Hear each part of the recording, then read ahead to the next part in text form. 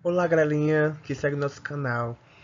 Aqui é o Fernando Abreu, mais uma vez aqui com vocês, né, mais em uma aula de Sociologia com esse assunto gostosinho, certo? Terceiro ano do ensino médio que fala sobre democracia, cidadania e direitos humanos. A nossa proposta é identificar de que forma o desenvolvimento da democracia influenciou as mudanças na concepção de cidadania e na instituição dos direitos humanos.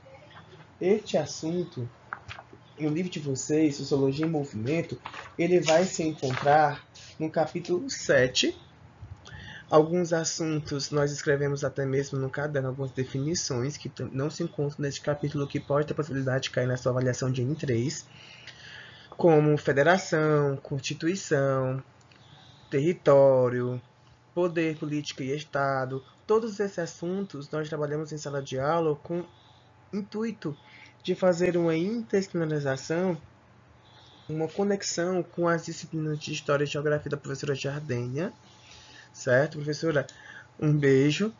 Nós estamos aí trabalhando juntos nessa jornada neste ano para colocar todos vocês nas federais, né, passar no Enem, ter essa proposta de juntar as nossas disciplinas, tá bom? Então vamos fazer uma rápida revisão, uma rápida leitura do que nós já vimos deste capítulo, deste assunto, aqui no nosso slide. No nosso primeiro slide, você pode observar, né, que a democracia ela vai vir do vocábulo grego demos, que significa povo, kratos, que significa poder. O conceito de democracia ela veio a surgir no século V a.C., aproximadamente. Foi algo que veio a ser adotado pelas cidades e estados gregas, principalmente Atenas. Nesta figura, que nós até mesmo já fizemos uma leitura, uma interpretação em sala de aula, você pode ver Péricles em uma ágora, juntamente com filósofos e políticos. O conceito de democracia assumiu diferentes significados ao longo da história e, de acordo com contextos, em algumas sociedades a ideia de democracia diz respeito apenas à esfera política, votar e ser votado, por exemplo. Em outras, aplica-se também à área de vida econômica, social e cultural. A democracia não foi um sistema político predominante na história. Desde a sua formação na Grécia, no século XIX, poucos governos a adotaram, e quando o fizeram foi sempre em respostas a lutas dos diferentes grupos excluídos do processo de tomada das decisões políticas. Foi, portanto, sempre uma conquista dos segmentos sociais segregados. Nós temos três expressões de democracia. Nós temos a democracia direta, a democracia representativa e a democracia representativa participativa. Nós já vimos em sala de aula também, já escrevemos até mesmo em relação a elas, caiu na nossa avaliação de N1.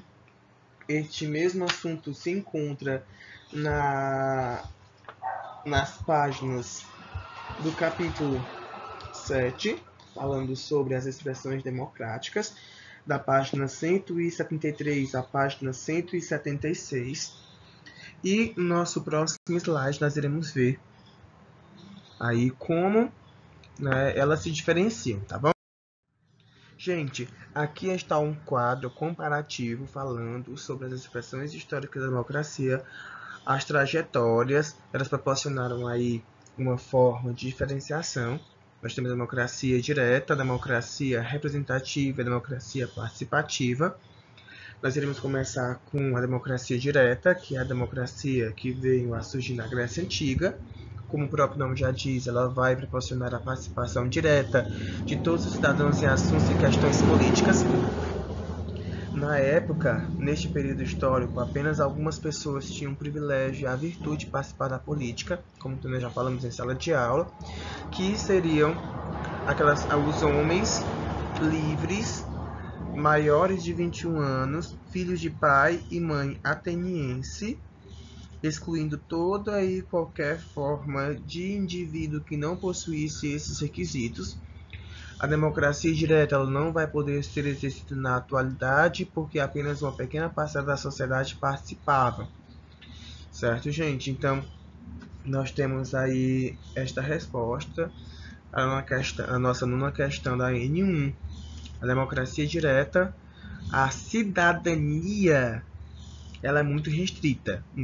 Quem era o cidadão? Era um homem que participava da política, que tinha essa virtude, que era treinado. Nós podemos até mesmo remeter o assunto que nós estudamos em filosofia, no segundo ano do ensino médio. A cidadania, ela vai ser uma virtude, um privilégio, uma característica do bem, do homem grego. E com isso, né, homens, crianças, homens escravos, certo? Homens estrangeiros, mulheres, crianças, não tinham nenhuma chance de estar tomando decisões relacionadas à administração pública. Vejamos o que está escrito aí nessas 3 pontuações desse quadro comparativo. Relação à democracia direta. Neste modelo, todos os cidadãos devem intervir diretamente nas questões políticas públicas. O conceito de cidadão está associado à participação, pois cada cidadão interfere diretamente nos interesses do Estado.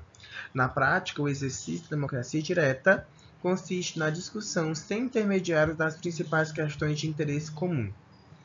As pessoas eram treinadas a partir da dialética e da retórica por professores, né, que são os sofistas. Na Idade Moderna, nós temos a democracia representativa, que é essa nossa próxima expressão democrática. Logo após aí a Revolução Cultural, também conhecida como Iluminismo, nós tivemos a Revolução Econômica, a Revolução Política, e então a forma de cidadania, a identidade de ser um cidadão, ela é mais abrangente. Todas as pessoas que vivem o Estado-nação vão ser cidadãs e vão ter possibilidades de escolha. Escolha de viver bem, escolha de segurança, escolha relacionada à representação política. A democracia representativa, ela vai ter como principal característica a representação política. Nós, como cidadãos, nós vamos ter aí a possibilidade de escolher os prefeitos, o presidente, os governadores, os deputados, os senadores e vereadores. Exemplos de democracias representativas. Nós temos o Brasil, os Estados Unidos, a Argentina, né, países latino-americanos, norte-americanos, alguns países europeus que também proporcionam a democracia representativa, tá bom? A participação dos cidadãos é indireta, periódica, formal e se expressa por meio das instituições eleitorais. Aqui no Brasil, de 4 em 4 anos, nós tivemos aí a proclamação da República em 1889, no século XIX.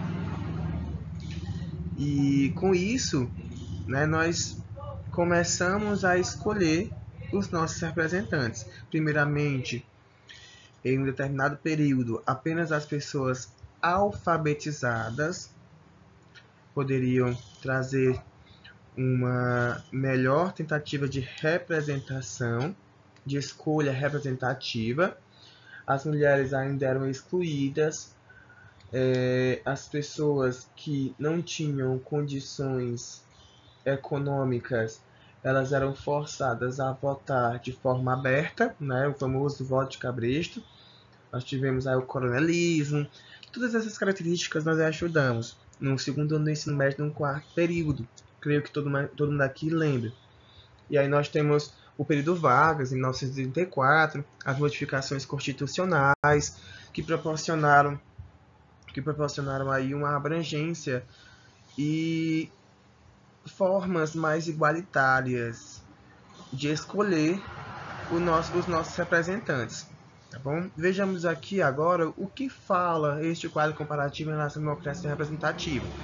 Primeiro ponto, o modelo se caracteriza pela representação política. As deliberações coletivas são tomadas diretamente pelos cidadãos, mas por pessoas não são tomadas diretamente pelos cidadãos, mas por pessoas eleitas por tal finalidade. Nós temos aí os representantes políticos como prefeitos, presidentes, governadores, deputados, senadores e vereadores, como eu já citei aqui no vídeo. A participação dos cidadãos é indireta, As pessoas elas vão escolher outras pessoas, um grupo de pessoas para tomar decisões para a coletividade. É periódica, acontece em determinado período, um período eleitoral formal, e se expressa por meio das instituições eleitorais que proporcionam regras bem específicas de como as pessoas elas possuem o direito de escolher os seus representantes, certo? Então nós temos, por último, aí a expressão histórica democracia participativa. O nome dessa democracia participativa é democracia representativa participativa. Ela surgiu como forma de superação das deficiências do sistema representativo. Vai tentar aproximar, reduzir a distância entre representantes e representados. O público, né, que outrora escolheu os representantes vai estar aí participando diretamente das decisões ou semi-diretamente das decisões. Vai haver cobrança, vai haver reuniões e assembleias que proporcionam uma melhor visualização dos problemas da realidade que as pessoas elas vivem. Nada melhor do que o cidadão que vive em determinadas localidades para apontar em relação aos orçamentos públicos, à administração da prefeitura, do governo, do estado e da federação, em que essas pessoas elas dizem o que necessitam, o que precisam. Então vai haver aí reuniões, votações, juntamente com os representantes, que levam essas propostas para câmaras legislativas e executivas. Vamos ver agora o que existe aí nesse quadro comparativo falando sobre democracia participativa, certo? Surgiu como forma de superação das deficiências do sistema representativo, como já disse, que em muitos casos mostrou-se incapaz de garantir os interesses da maioria dos cidadãos. Essa forma de democracia representativa participativa, gente, no livro de vocês, vem demonstrando que os países latino-americanos, após um período de autoritarismo político, reviu o que era a democracia. Com isso, né, a democracia participativa, representativa participativa, ela vai ser uma das formas de expressões mais recentes. Segundo ponto, visa ampliar a participação social dos assuntos públicos e reduzir a distância entre representantes e representados. Baseia-se na articulação de grupos sociais em rede que, por meio de reuniões, discutem e votam propostas que orientam as ações governamentais. A proposta da democracia participativa é que os cidadãos eles venham a participar constantemente e exercer sua forma de cidadania constantemente, não somente na escolha do representante, tá bom? Uma das grandes diferenciações entre democracia representativa e democracia participativa é que o voto, o sufrágio universal, na democracia representativa, ele vai ser o fim. As pessoas elas escolhem, transferem aí uma parte dos seus poderes de cidadão para este grupo que toma decisões para a coletividade. Já para a democracia participativa, representativa participativa, o voto, o sufrágio universal é apenas o início. As pessoas elas vão escolher os representantes e logo em seguida elas vão estar participando, elas vão estar cobrando, elas vão estar supervisionando, elas vão estar se reunindo com os representantes para que viesse realmente a gerar uma melhor condição de vida, de sobrevivência para todas as pessoas, para a coletividade, tá bom? Então nós temos aí este quadro comparativo. Já falamos tudo isso em sala de aula, não canso de falar. E é um assunto realmente muito bom, porque nós estamos vivendo em uma realidade que precisamos ter conhecimento sobre o que os governantes eles devem fazer pela coletividade, né, com esta pandemia que nós estamos vivenciando. E é interessante que venhamos a ter realmente a consciência de ser um cidadão, de estar participando, de estar visualizando, de estar informado sobre as condições do governo, o que os governantes estão fazendo, o que eles devem fazer, o que eles deveriam fazer, certo? Não somente em visões nacionais, mas em visões internacionais. É para isso que serve essa disciplina, a sociologia, tá bom, gente? Bem, vamos para outra lâmina, tá bom? Gente, é o seguinte, este assunto também nós já trabalhamos em sala de aula, que são sobre que vai falar que são teorias relacionadas à democracia moderna, né? Que vai falar sobre características da construção da democracia que veio a surgir após o século XVII e que veio a se estender, que veio a crescer durante o século XVIII, XIX, XX e XXI também, querendo ou não. A democracia ela vai tomar novas proporções, nova visualização. A expressão democrática que vem a ser discutida a partir da modernidade vai ser a expressão representativa. Ela vai fugir das questões colocadas na Grécia Antiga.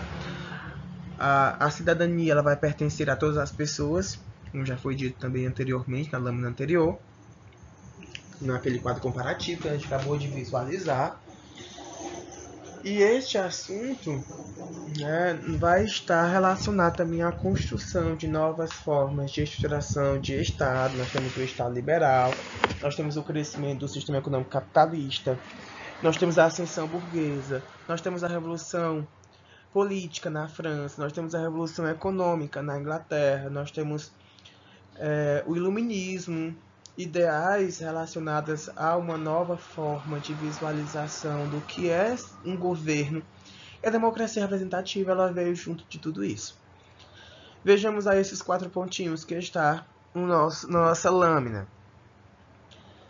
Pessoal, olha, esses pontos eles estão também no livro de vocês, certo? Vamos ler muito rápido, porque também nós já lemos, já marcamos tudo isso. Na ideologia moderna, na idade moderna, desculpa, a participação de meados, a partir de meados do século XVI, surgiu a ideia de autonomia do indivíduo, que deu origem ao individualismo e ao liberalismo político. A concepção de democracia que evoluiu com base nesses princípios assume um perfil bastante diferente daquele desenvolvido na Grécia Antiga. Se antes a democracia estava relacionada à ideia de igualdade, em sua versão moderna passa a vincular-se primordialmente à ideia de liberdade. Liberdade de escolha principalmente, viu, gente? De acordo com os ideais liberais, o principal dilema político fundamentava-se na limitação do poder do soberano, que às vezes confundia-se com o próprio Estado.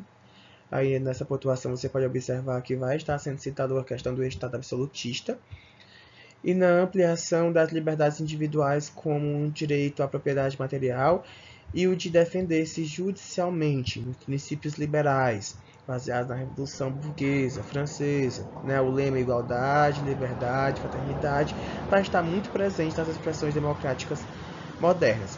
Até hoje, grande parte do debate político sobre a democracia tem como tema a defesa ou a crítica aos ideais liberais. Nós temos os 3 primeiros autores aqui neste slide: Thomas Hobbes, John Locke e Jean-Jacques Rousseau, também conhecidos como os 3 contratualistas. São autores modernos que trazem as suas visões em relação à democracia. Thomas Hobbes ele vai ser o único autor presente entre os contratualistas que não vai defender nenhuma forma de expressão democrática. Ele vai defender o poder absoluto, como você pode observar aí, que está em negrito. Em seu livro Leviatã, Thomas Hobbes ele traz a concepção da natureza do homem como má. O homem ele vai viver em constante caos entre ele mesmo. Os homens, eles vão viver em constantes guerras de todos contra todos. O homem é o lobo do homem, eu creio que seria a expressão mais precisa para explicar como o contrato social ele deve ser confirmado, deve ser importante. Thomas Hobbes ele vai proporcionar uma visão do absolutismo como necessário, não somente o absolutismo, mas qualquer outra forma de governo que contenha essa forma má do homem, tá bom? John Locke, nosso segundo contratualista, que está aí no nosso quadro comparativo, empirista, né, gente? Nós também estamos estudando este mesmo autor lá na filosofia iluminista, uma das bases do Estado liberal. Vai defender a igualdade dos indivíduos perante as escolhas dos representantes, as escolhas políticas, e vai proporcionar também em suas obras, em suas concepções, a visão do homem como igual. A natureza do homem, ela é igualitária. Então, o governo ele deve manter essas questões de igualdade. Na lâmina anterior, não sei se vocês chegaram a visualizar de forma precisa, mas nós também já falamos sobre essa questão das críticas, da construção do liberalismo, o lema da Revolução Francesa: igualdade, fraternidade, liberdade, a liberdade de escolha, a igualdade perante a questão de escolhas políticas, tudo isso vai se basear também nas concepções de John Locke como uma das principais bases desse Estado. Tá bom, gente? E aí nós temos a expressão defendida por John Locke, a expressão democrática, como a representativa, representantes escolhidos pelo povo, como está aí em negrito. Tá bom? A democracia representativa, John Locke. E por último, Jean-Jacques Rousseau, não menos importante. Jean-Jacques Rousseau, ele vai gerar aí uma visualização das questões capitalistas que predominam o convívio do homem em sociedade. Vai criticar a desigualdade causada por esse sistema econômico e pela existência da propriedade privada. A natureza do homem, para Jean-Jacques Rousseau, ela é boa, a sociedade que o corrompe. Essas concepções elas vão aparecer no livro do Contrato Social, deste autor. Ele vai defender com a forma de democracia que deve ser ressaltada como a verdadeira, a democracia direta, já que as pessoas elas deveriam realmente participar diretamente das decisões políticas sem nenhuma forma de doação de poder para nenhuma outra pessoa. Por isso mesmo que está em negrita, diretamente exercida pelos cidadãos. Certo? Então, a cidadania, ela proporciona uma igualdade. O homem, ele é bom. Então, ele toma decisões por ele mesmo. Ele vai ser juiz das suas próprias decisões. Ele é hiper mega capacitado, segundo Jean-Jacques Rousseau, para tomar suas próprias decisões. Por isso mesmo que ele apoia e destaca que a forma de democracia, a expressão democrática mais nítida vai ser a direta. Certo, gente? Vejamos agora algumas frases desses três contratualistas. O primeiro é Thomas Hobbes, de 1588 até 1636. Aqui você pode visualizar imagens desse autor, retratos. E no meio desses retratos você vai visualizar a capa do livro Leviatã, o soberano, né, segurando aí uma espada e também um cetro, e o corpo dele constituído pela população. Tá bom? Então ele vai conter o caos. Vejamos aqui algumas frases de Thomas Hobbes. Os pactos sem a espada são apenas palavras e não têm a força para defender ninguém. Qualquer governo é melhor que a ausência de governo, independente, gente, se for absolutista ou não. O homem é o lobo do próprio homem, muito famosa essa frase. Temos uma opinião parcial de nós mesmos. O verdadeiro e o falso são atributos de linguagem, não das coisas. Essas aí são algumas frases do livro Leviatã, de Thomas Hobbes. O segundo contratualista, John Locke, empirista, iluminista e liberal, vai ser esta que está presente aí juntamente com seu retrato. Todo ser humano detém a propriedade de si mesmo. Sobre esta, ninguém mais pode ter qualquer direito. O homem, ele é igual por natureza, segundo John Locke, tá certo, gente? De 1632 a 1704, em pleno século XVIII. Jean-Jacques Rousseau, de 1712 a 1778, esse suíço, ele vai deixar bem claro que a natureza do homem ela é boa.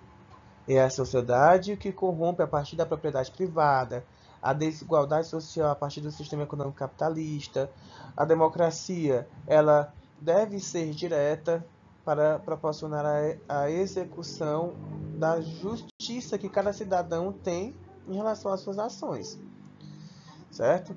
Jean-Jacques Rousseau, o nosso último contratualista. Gente, neste slide nós já começamos a falar, nós vamos falar um pouquinho sobre Montesquieu. O Barão de Montesquieu já falamos em sala de aula, já falamos também em outras aulas passadas, nossos encontros passados relacionados ao Estado Liberal do segundo ano do ensino médio. Já caiu até mesmo na UVA em 2018.2, na disciplina de História, já que a UVA ela não possui aí ainda Sociologia e Filosofia. Montesquieu ele vai ser uma das bases do Estado liberal também. A grande diferenciação entre este autor e John Locke, pessoal, é que John Locke ele é contratualista. Então, se aparecer na sua avaliação algo relacionado ao contratualista ligado ao liberalismo, é John Locke. Se aparecer um autor liberal que proporciona a divisão das três esferas administrativas ou três poderes, ou funções em funções independentes entre si, é Montesquieu, o Barão de Montesquieu, como está até mesmo aí no tema dessa lâmina de forma resumida. Gente, partindo do princípio de que era necessário um controle externo para que os sistemas políticos funcionassem bem, Montesquieu, de 1639 a 1755, defendeu a criação de regras que estabelecessem limites aos detentores do poder de forma a manter a democracia política e a liberdade dos indivíduos. Montesquieu ele vai ser um dos grandes críticos da questão do Estado absolutista. Certo, gente? Então, você vai visualizar essa tentativa de descentralizar o poder nas mãos de uma única pessoa, em seus princípios. Aonde é que a democracia ela vai aparecer no equilíbrio entre essas três esferas administrativas? Nós temos o legislativo, que cria as leis, o executivo que executa as leis e o judiciário que julga, que são juízes que trazem aí a capacidade de visualizar se as leis são necessárias, se o executivo está funcionando de forma correta. Montesquieu, o Barão de Montesquieu, certo? A democracia ela existe a partir do equilíbrio entre esses três poderes que eu acabei de citar, o legislativo, o executivo e o judiciário. Aqui neste slide você vai ver aí as imagens, as fotografias, os retratos do Barão de Montesquieu e também algumas frases. A injustiça que se faz a um é uma ameaça que se faz a todos. A maioria dos homens é mais capaz de grandes ações do que de boas. A corrupção dos governantes quase sempre começa com a corrupção dos seus princípios. É uma experiência eterna de que todos os homens com poder são tentados a abusar. Gente, para Montesquieu, para o Barão de Montesquieu, a liberdade ela é muito contestada, podemos dizer assim. Será que existe liberdade? Porque a liberdade ela vai ser delimitada pela legislação, pela Constituição, pelas leis existentes na sociedade. Então, se as pessoas elas cumprem o que têm que cumprir dentro de determinado governo, elas vão ser livres para conviver com outras pessoas. Se não, né, se as pessoas começarem a agir por conta própria, todos vão poder fazer tudo. Então ele vai começar a proporcionar uma visualização da importância da construção de leis de convivência entre as pessoas. Tá bom? Esse aí vai ser o princípio deste autor, do Barão de Montesquieu. E por último, né, porém não menos importante, nós não vimos estes autores ainda em sala de aula, Karl Marx e Friedrich Engels. Neste assunto não, né, gente? Porque nós já estamos carecas de saber as concepções em relação a Karl Marx, concepções marxistas e marxianas, e também de Engels. Engels ele vai ser parceiro de pesquisa de Marx, um grande capitalista britânico, inglês, e vai até mesmo financiar os estudos de Karl Marx relacionados a essas questões da desigualdade existente do capitalismo. A democracia, para esses autores, ela não existe.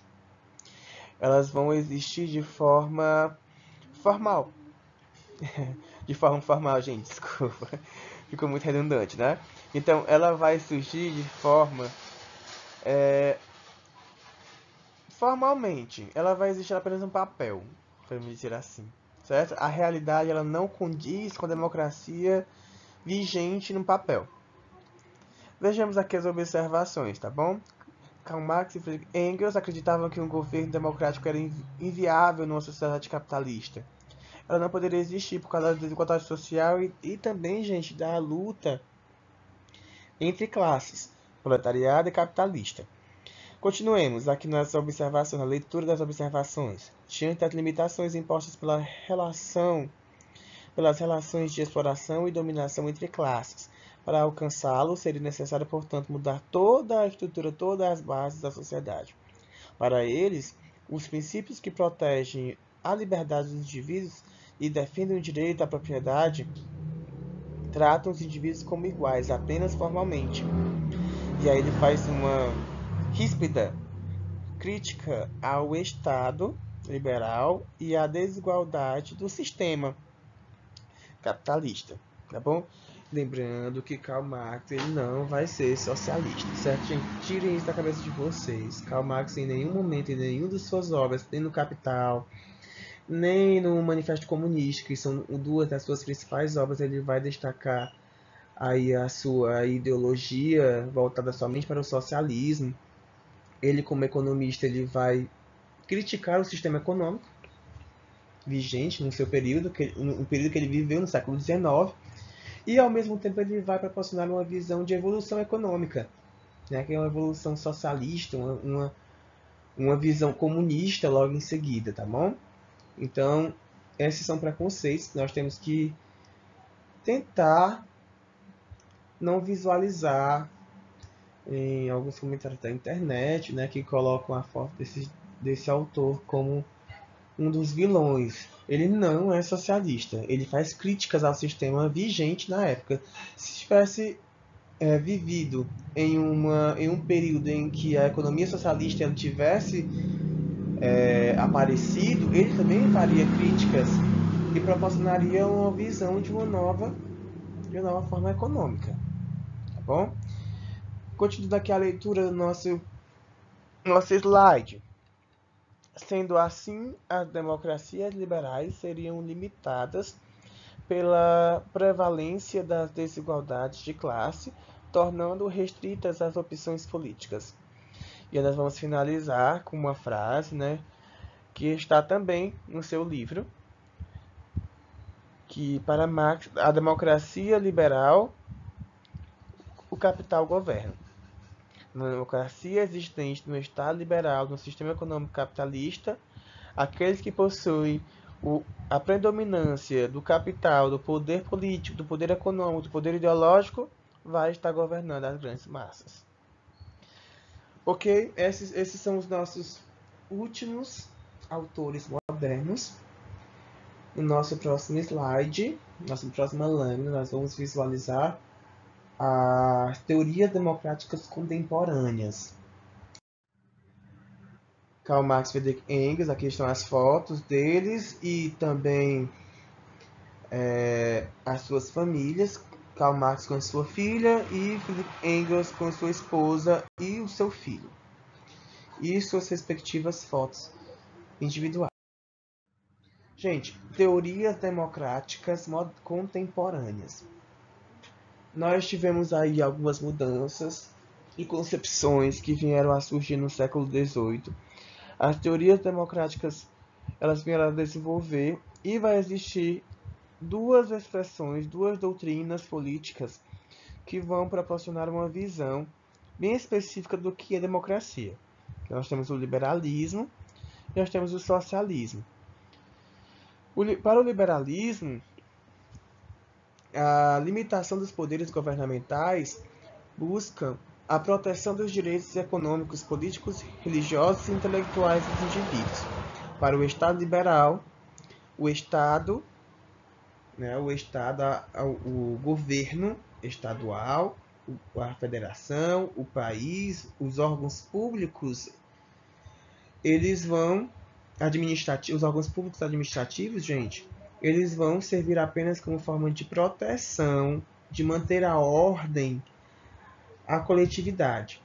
Então, vai haver aí a questão da liberdade, das pessoas elas possuírem coisas, né, a tentarem aí acumular capital, ter a sua propriedade privada garantida pelo Estado. Tudo isso vai ser defendido pela doutrina democrática liberal. E aí, gente, nós podemos até mesmo relembrar algumas características dessa forma de Estado que estudamos no segundo ano do ensino médio. Nós temos autores que serviram como base, que já foram citados nesse slide, como John Locke, como Barão de Montesquieu, e também nós temos Adam Smith, né, naquela concepção da mão invisível, da procura, da demanda de materiais. As pessoas elas vão ser livres para comercializar. A economia liberal ela vai proporcionar a crescente forma da economia capitalista como nós conhecemos atualmente, no século XVIII, no século XIX, com grande força, no século XX. E aí nós temos os ideais democráticos liberais, tá bom? No nosso terceiro ponto dessa lâmina, nós temos a doutrina socialista. A grande diferenciação entre a doutrina liberal e a doutrina socialista está nesse terceiro ponto, gente. Para a doutrina socialista, o sufrágio universal é apenas o início do processo de democracia, de democratização do Estado, enquanto para o liberalismo é o ponto de chegada. Nós temos o sufrágio universal como forma de proporcionar aí essa forma de diferenciar, né, gente? Essa diferença entre a doutrina liberal e a doutrina socialista, sabe? E aí nós podemos ver que o socialismo ele vai trazer em suas concepções a expressão de democracia representativa participativa. No seu livro vão existir vários autores liberais e apenas dois socialistas que vão ser citados aqui nessa lâmina. Gente, nós temos alguns dos principais teóricos do socialismo, que é Antônio Gans e Rosa Luxemburgo, que afirmam que o aprofundamento do processo de democratização na perspectiva das doutrinas socialistas ocorre por meio da crítica à democracia e pela ampliação da participação popular e do controle do poder por meio dos chamados conselhos operários. Com isso, a regulação da democracia passaria a acontecer nos próprios locais de produção, tendo como protagonista o trabalhador real, não o cidadão abstrato, democracia formal. Esses dois autores, né, Antônio Gans e Rosa Luxemburgo, eles vão ter como princípios aquilo que Karl Marx vem a destacar no século XIX, em suas teorias democráticas modernas, em qual a democracia ela vai surgir somente de forma com caracteres formais na forma de Estado liberal, e que se fosse realmente para acontecer uma forma de democracia na sociedade com essas bases, deveria ter aí a participação constante dos cidadãos reais, do proletariado, daqueles que vivenciam a dificuldade, a desigualdade, que geram aí essa tentativa de mostrar para os representantes o que eles precisam para sobreviver, para viver. São princípios muito parecidos com a democracia representativa participativa. A doutrina socialista ela vai adotar essas características, essa fundamentação. Certo, gente? E a doutrina liberal é a expressão democrática liberal. A democracia liberal ela vai ser a democracia representativa. Democracia representativa. Ok? Gente, pessoal, olha, agora a gente vai falar um pouquinho sobre cidadania e direitos humanos. As concepções de cidadania elas estão voltadas principalmente para o autor chamado Thomas Marshall. britânico, inglês, sociólogo, ele vai ter aí, né, a sua visualização na divisão dos direitos de cidadania em 3 categorias. Nós temos essas 3 categorias que vocês podem visualizar nesse slide. Por favor, estudem, certo, gente? Direitos civis, direitos políticos e direitos sociais. O que são os direitos civis para Thomas Marshall?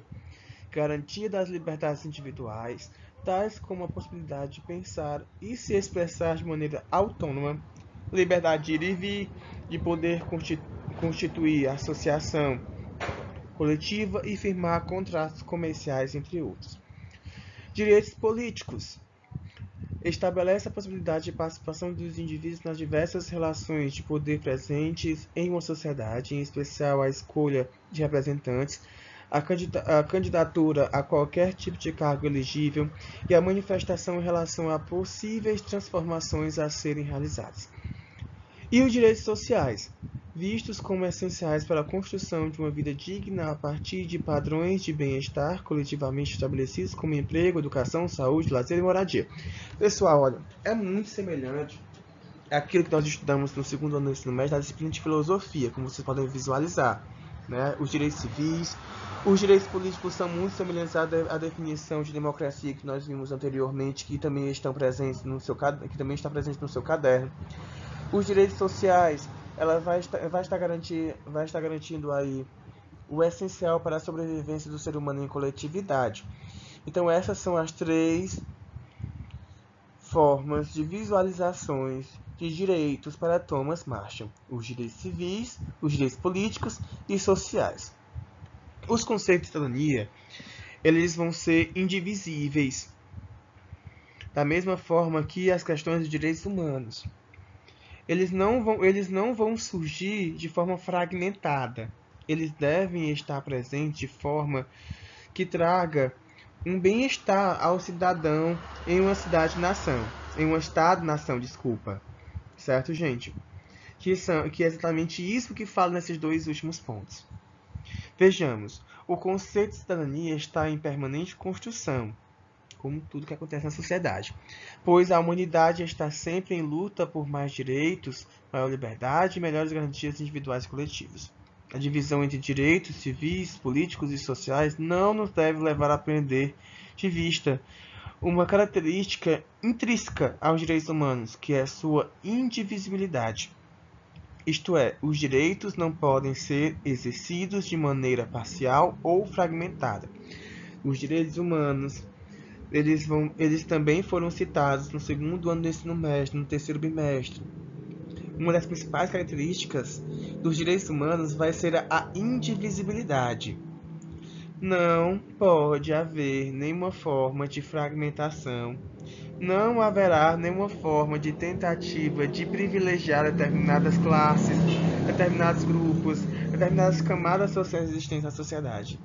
Nos direitos humanos vai haver a prevalência da cidadania de forma abrangente, dos civis aos políticos e aos sociais. Certo? Esses são os direitos do cidadão. Os direitos humanos, eles surgiram de forma universal após a Segunda Grande Guerra Mundial. A Segunda Guerra ela aconteceu entre 1940 e 1945 no século XX. E a Declaração Universal dos Direitos Humanos ela veio a surgir em 1948 pela ONU, com a tentativa de proporcionar um melhor diálogo entre os países, impedir conflitos entre eles por questões políticos, econômicos e culturais, além de proteger indivíduos e coletividades humanas em situações de vulnerabilidade. Essas decisões elas foram tomadas diante das barbáries que aconteceram na Segunda Grande Guerra Mundial. Nós tivemos aí alguns governos totalitários, né, como o nazista e o fascista, que proporcionaram uma forma cruel de conflitos. Então os direitos civis, os direitos humanos, o que é um cidadão vem a reaparecer de forma bem mais nítida a partir dessa Declaração Universal, tá bom? Gente, vejamos o que está escrito na nossa lâmina, a partir do terceiro ponto. Os direitos humanos são valores universais e inegociáveis, que visam o respeito mútuo em detrimento dos privilégios restritos a determinados grupos.